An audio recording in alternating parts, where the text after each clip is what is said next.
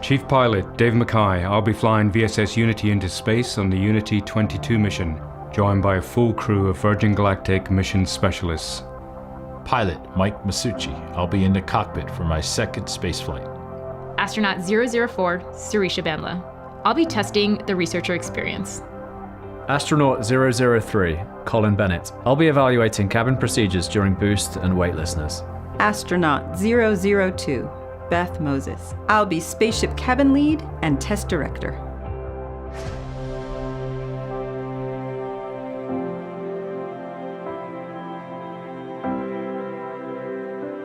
Astronaut 001 Richard Branson. I'll be evaluating the customer spaceflight experience. As the Virgin Galactic founder, I am so proud to have this remarkable crew of mission specialists and pilots by my side as we fly to space. I've always been a dreamer. My mum taught me to never give up and to reach for the stars. This July, our dream will become a reality.